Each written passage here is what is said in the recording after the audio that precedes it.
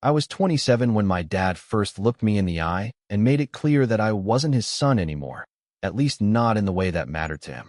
Not as a man, not as a successor, not as someone he respected.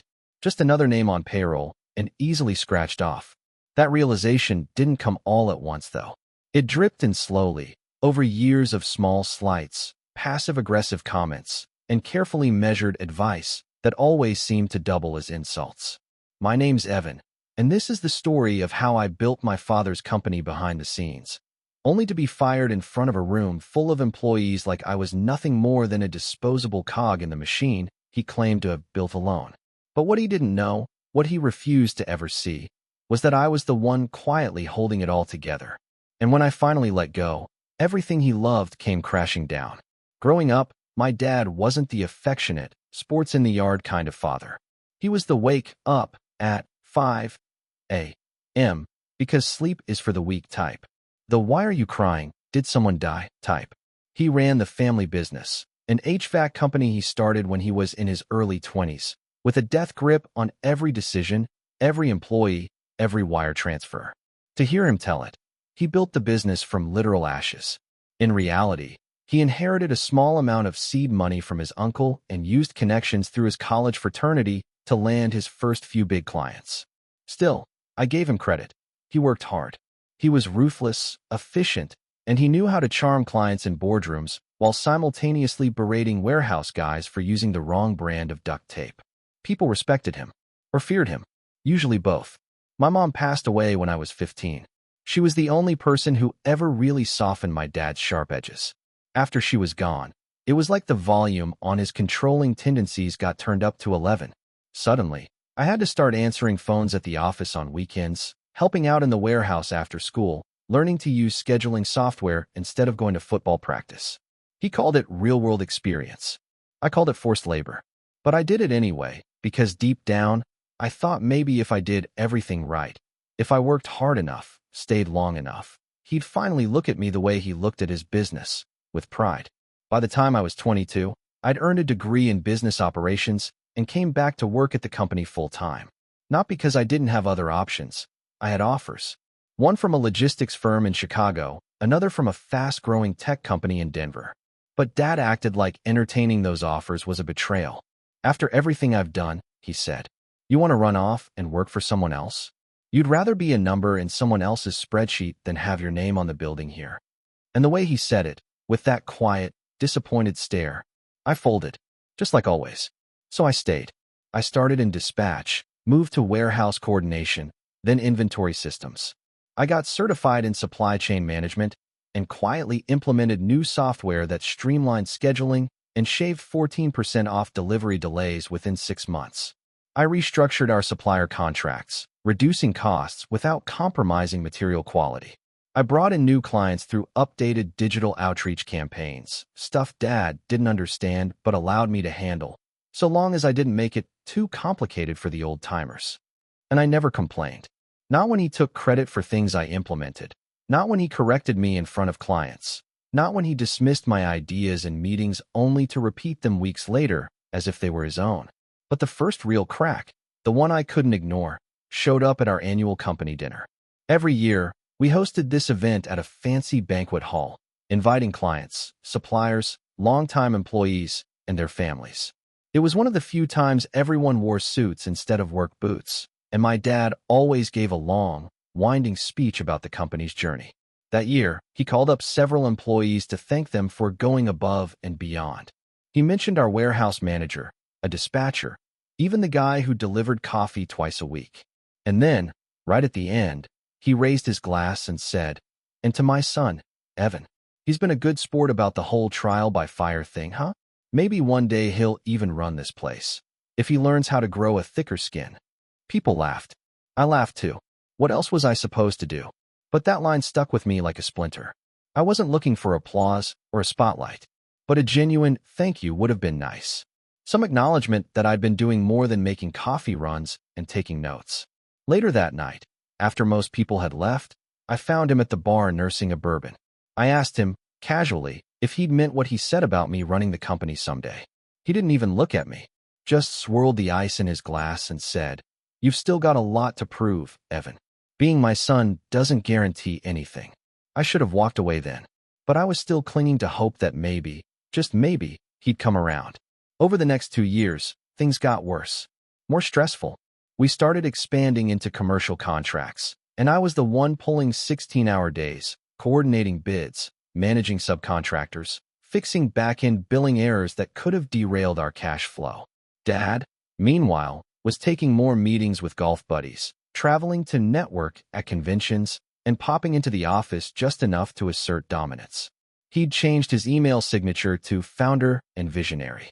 Not CEO, not manager. Just visionary. As if thinking big thoughts was now his full-time job. The tipping point came during a team meeting to discuss Q2 performance.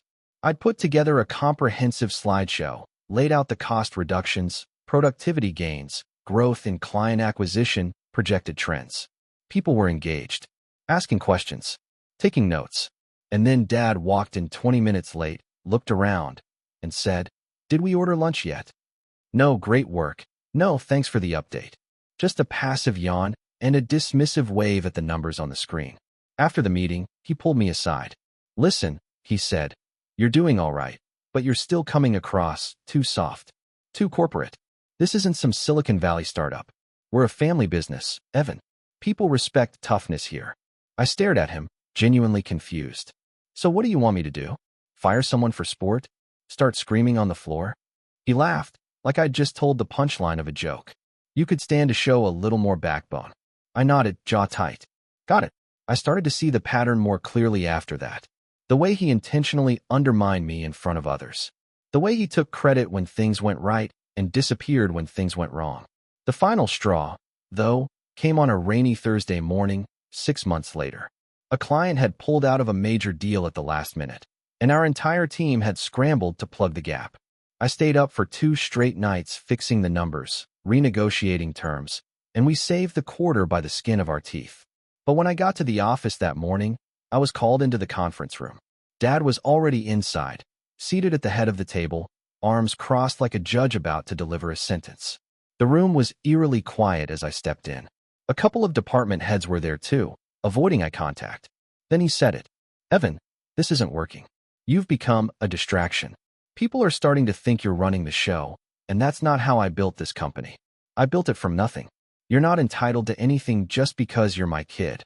I blinked, stunned. "Are you firing me?" He didn't even flinch. Effective immediately. But why? After everything He slammed his hand on the table. "Because I said so. You're replaceable, Evan. You always have been." The silence afterward was so heavy it felt like gravity itself had shifted. And in that moment, something inside me cracked, but not in the way he expected. I wasn't broken. I was done. And as I walked out of that building, past the logo I helped redesign, the operations center I helped modernize, and the people who looked at me with a mix of shock and fear, one thought echoed in my mind. He just made the worst mistake of his life. And he wouldn't realize it until everything started falling apart. One system, one client, one decision at a time. The day I was fired, it didn't hit me all at once. At first, I was just numb. Like I was watching a movie of someone else's life unravel on screen. My phone kept buzzing. Coworkers checking in. People from the warehouse texting variations of, "What the hell just happened?" Some were mad. A few were scared. But none were surprised. And the truth is, deep down, neither was I. I didn't cry. I didn't scream. I didn't beg for my job back. I walked out with nothing but my phone and the keys to my car, which I'd parked at the far end of the lot that morning because I thought I was going to be staying late again. It was raining hard by then, sideways wind, thunder in the distance. Fitting.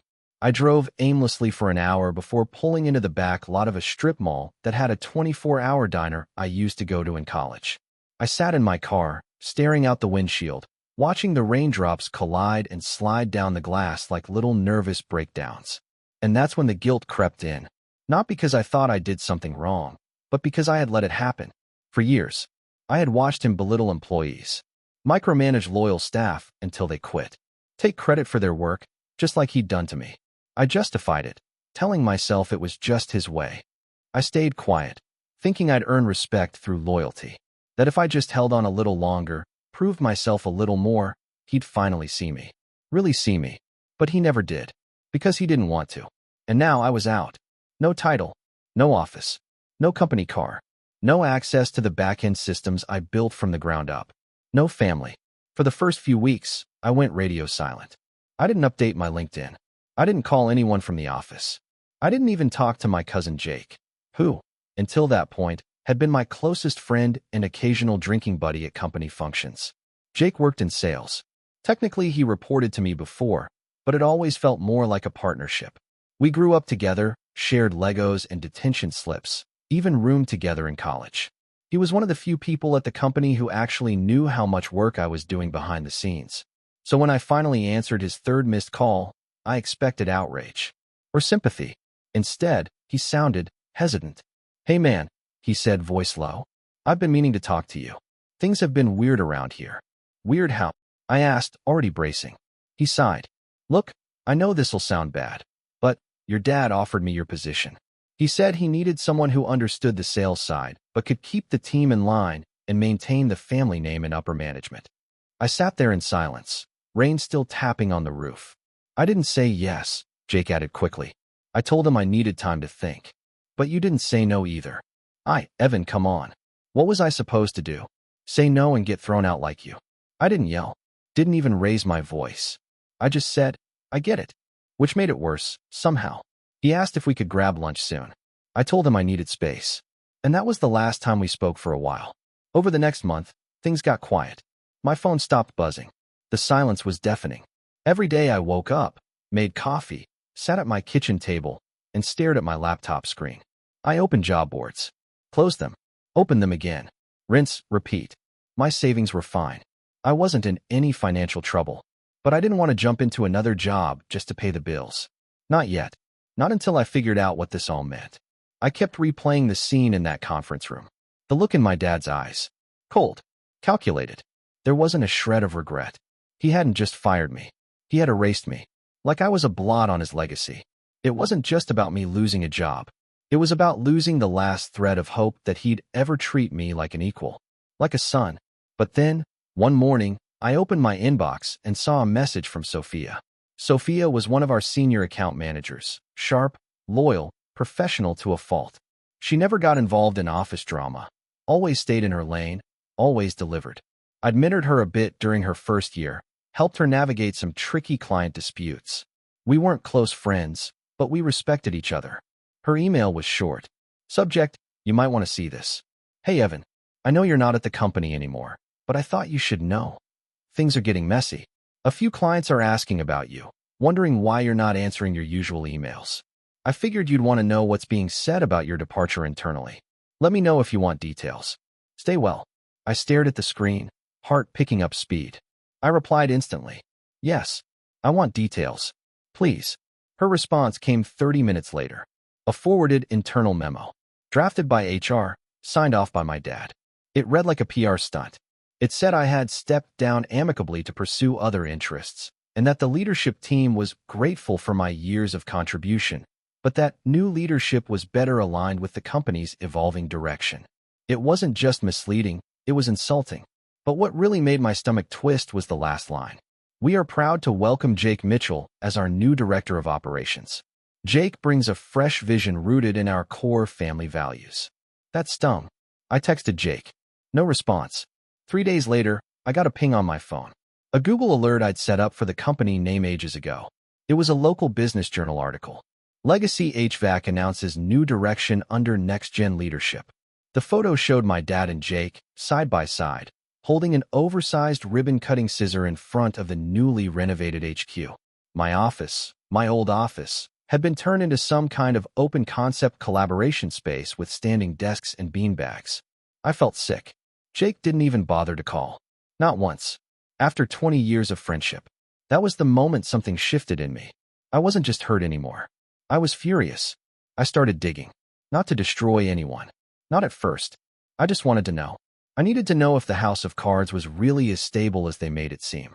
I remembered I still had access to a few shared documents, one stored in the cloud, not directly through the company's servers. Sloppy. I had been the one to set up the external backup system, after all. The shared drive hadn't been deactivated yet. I opened it. Invoices. Proposals. weekly performance snapshots. I downloaded everything I could without tripping any flags. It was all within my rights. None of it was proprietary, and I had created most of the documents myself. The numbers were off. Client renewals were dropping. Inventory costs were rising again. Several recurring clients I had personally managed were suddenly listed as inactive. And that was only the beginning. Then I saw something that made my blood run cold. A list of terminated employees. 4 names jumped out immediately, people who had been part of the core team I built. Each one fired within the last month. No explanation, just a single-word status. Exited. These weren't slackers. They were my people. The ones who had quietly carried the company's growth while my dad posed for Chamber of Commerce photo ops. I reached out to them privately. All 4 responded within hours. Each story was the same. They were pushed out, pressured, gaslit, told they were too tied to the old systems. Translation, too loyal to me. And then came the final betrayal. Sophia sent me a screenshot. It was a Slack message thread, forwarded anonymously. My dad had posted a message in the leadership channel. We're no longer referring to Evan in client calls. If anyone asks, say he was a junior operations consultant, not family. His last few projects were mostly Jake's ideas anyway. Let's keep the message consistent. I read it twice. 3 times. Not family. Not family. That was the moment the switch flipped. I wasn't just going to walk away quietly. I was going to show him what it really meant to lose me. I opened a blank document, created a new folder on my desktop, titled it Rebuild. I made a list of every client I'd personally brought in, every vendor relationship I had maintained, every employee I trusted, and I started making calls. But not for revenge. Not yet. That came later. I wish I could tell you the rebuild was fast, that I snapped into action like some action hero and immediately took back what was mine. But the truth is, rebuilding doesn't happen overnight. Especially not when you've just been kicked out of the only world you've ever known, stabbed in the back by someone you thought was family, and erased by your own father like you were nothing more than a ghost in his spreadsheets. For a while, I did nothing but plan. Obsessively.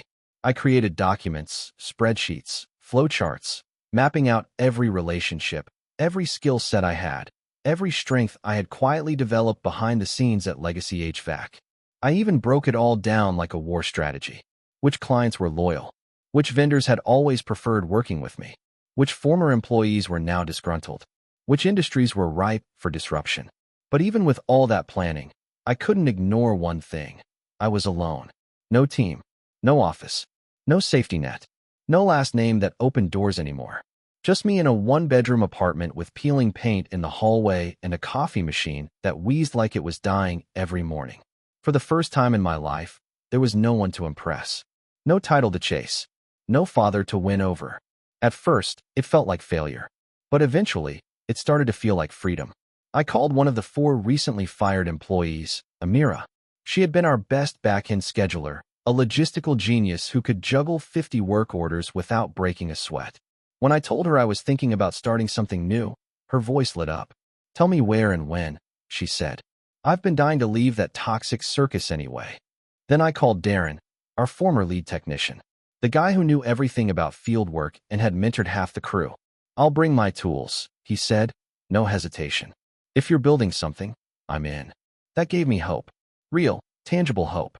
Within 2 weeks, I had a skeleton crew of 6 people. Me, Amira, Darren, Sophia, who finally left Legacy HVAC after being pushed to the edge, a young tech named Jamal I'd quietly trained during my last year there, and Marta, a genius with client onboarding and CRM systems. We didn't have a name. We didn't have an office. But we had experience, loyalty, and a shared hunger for something better. I filed for an LLC, Atlas Solutions, not an HVAC company, a logistics and operations consultancy, specializing in helping small to mid-sized service providers streamline their systems, everything from field dispatch to inventory, customer retention, and digital infrastructure. I wasn't trying to copy Legacy. I was trying to build what they should have been if ego hadn't poisoned the well. We started with small contracts. A roofing company I knew from a past networking event. A plumbing firm whose owner I'd helped during a software migration 2 years ago. Then a landscaping business that needed help overhauling their invoicing and scheduling. The work wasn't glamorous. We worked out of cafes, Zoom calls, and eventually, a shared co-working space that smelled like burnt coffee and ambition. But slowly, steadily, word spread. People remembered me, not as the boss's son, but as the guy who actually solved problems, who answered calls at 9 p.m., who made things work. 3 months in, we had 5 contracts. By month 4, we had 12. And then something wild happened. One of our new clients, a commercial cleaning outfit, forwarded me an RFP they had received from Legacy HVAC. They're offering discounted bundled services if we switch our ventilation subcontractor to them, the client said. But I figured I'd check with you first. You've been more responsive in 3 weeks than they've been in a decade. I stared at the proposal. My dad was trying to undercut me. He didn't even know I was the consultant behind Atlas Solutions. We had kept my name off the front-facing materials, using Sophia and Marta as primary liaisons. It felt weird, surreal, almost, to realize that for the first time in my life, I was ahead of him. Not just surviving, competing, and winning. But it wasn't just about the business. Rebuilding meant rediscovering who I was outside the shadow of Legacy. I started going for runs in the mornings, nothing intense, just enough to feel alive again. I reconnected with old college friends, told them what had happened, laughed about the absurdity of it all. One of them, Max, helped me design a proper website for Atlas. Another connected me with a local podcast that interviewed entrepreneurs. I hesitated, unsure if I wanted to tell my story publicly, but something inside me said, maybe it's time. The episode aired 2 weeks later. I didn't mention Legacy HVAC by name. I just told the truth. How I'd spent years behind the curtain. How I'd been pushed out by people who couldn't see my value. And how I realized that the only way to build something meaningful was to stop asking for permission and start creating something of my own. The episode blew up more than I expected. Mostly local buzz, but it was enough to get attention. A week later, I got a message from a regional developer working on a series of new medical office buildings. They needed someone to coordinate the logistics across multiple subcontractors, HVAC included. I met with them, explained our model, showed them what we'd done in the past 6 months. They signed a 6-month contract on the spot. We finally had cash flow. Real, sustained momentum. We moved into a small office, nothing fancy, just a 2-room suite in a modest business park. We painted the walls ourselves.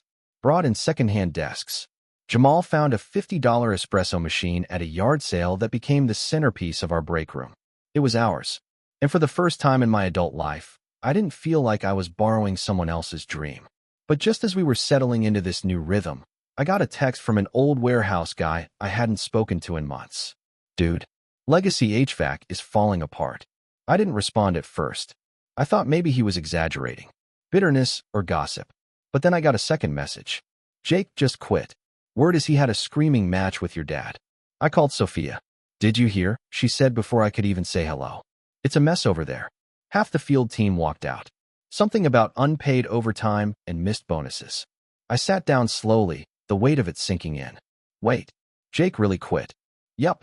Packed his stuff. Didn't even say goodbye. Oh, and get this. Your dad hired some consultant to overhaul their systems. Some random guy from out of state. Has no idea what he's doing. I didn't know how to feel. Jake was the last straw holding the place together after me. If he was gone, and the systems were being mismanaged, it was only a matter of time. But I wasn't celebrating. Not yet.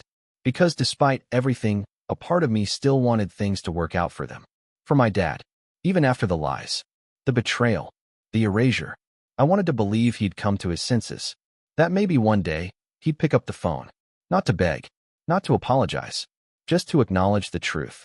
That I wasn't replaceable. That he was wrong. But that call never came.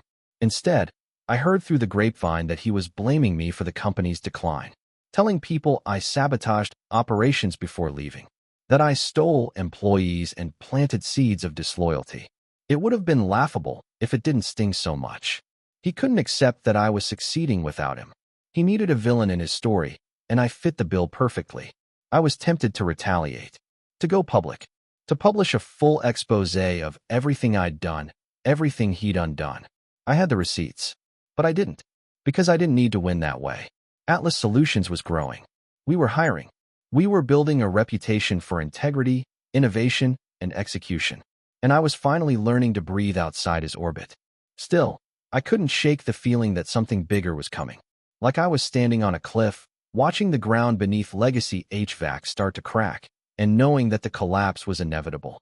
And when it came, it wouldn't be a quiet one. The fall of legacy HVAC wasn't a sudden crash. It was more like a structure slowly caving in from within.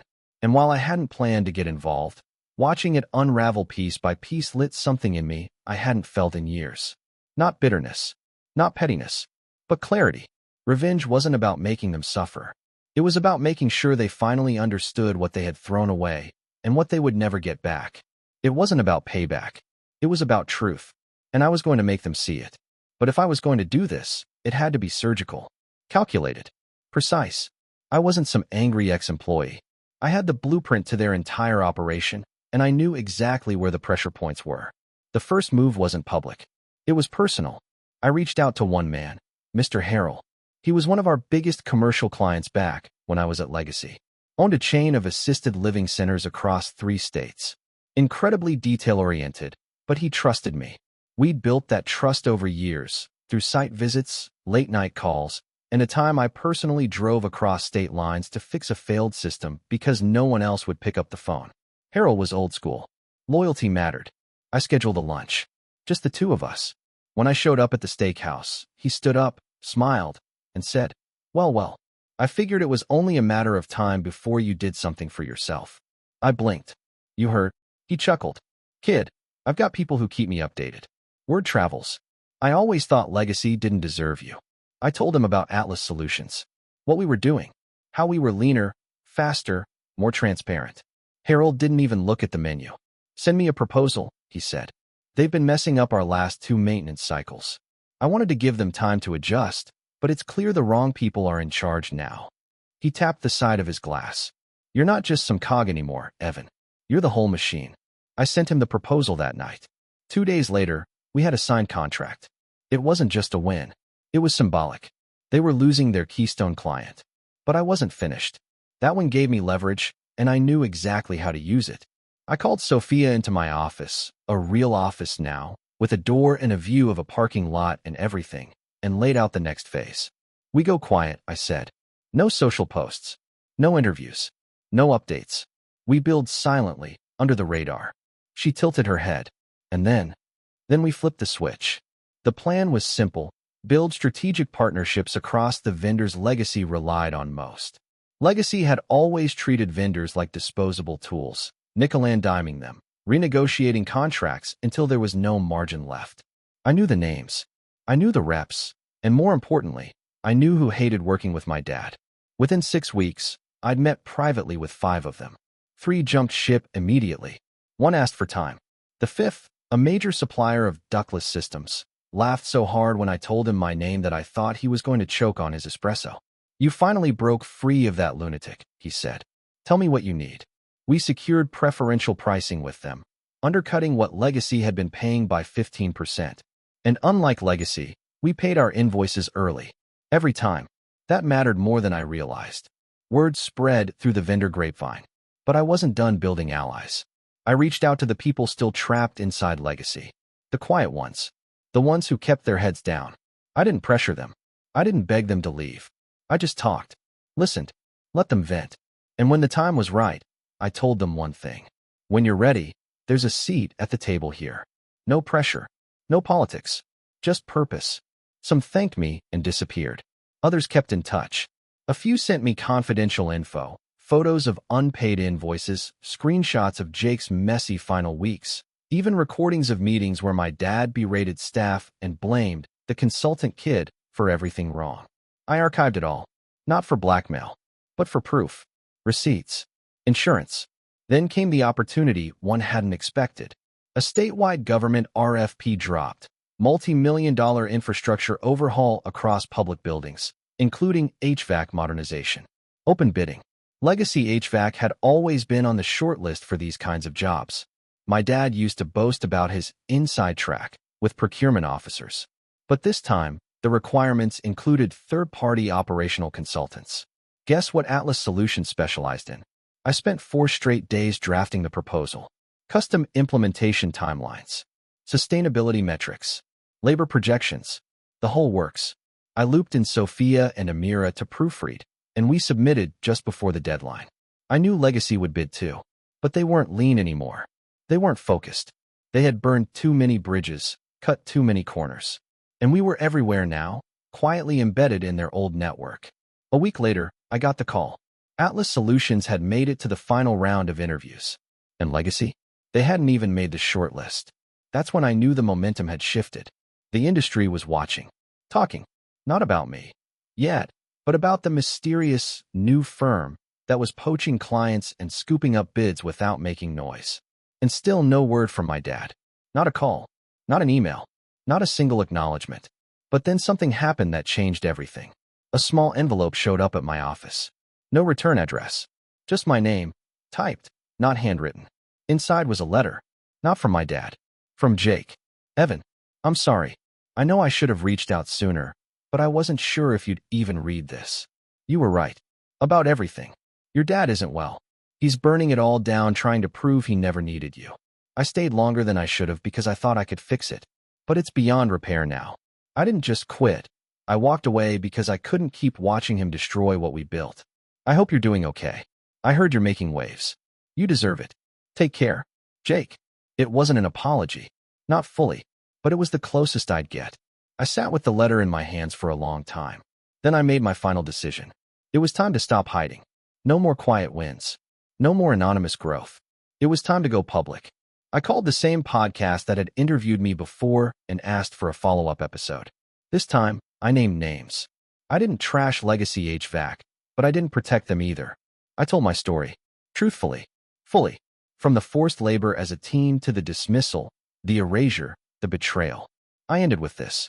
Sometimes the people closest to you can't see your worth until you leave.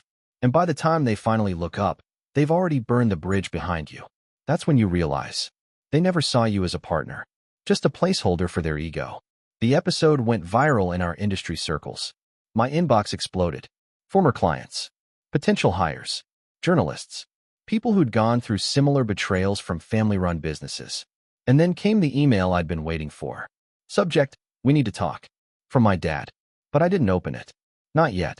Because the final move wasn't his to make. It was mine. And I wasn't finished setting the stage. I didn't open my dad's email right away. Not out of fear. Not out of indecision. But because I already knew what it would say. There would be no apology. No admission of guilt. It would be framed as concern. An olive branch covered in barbed wire. I could hear his voice in my head. Let's be reasonable, Evan. We're family. Followed by the inevitable twist. There's still time to fix this before it's too late, for you. But the thing is, it was already too late. For him. By the time that email hit my inbox, the wheels were already in motion. Quietly. Irreversibly. The real revenge hadn't started with some big public takedown. It started the moment I stopped needing his validation. And by the time he noticed the fire, I'd already burned the foundation of his empire without him smelling the smoke. Still, when I finally opened the message, I read every word. Evan, I saw the interview. I see what you're doing. I won't lie, what you said stung. But I also know you're angry. I'm willing to let bygones be bygones. I'd like to talk. Maybe meet. Just us. We can figure out a way to move forward. There are still contracts that could benefit us both, if we can find a way to work together again. You're not my enemy, son. You never were. Dad.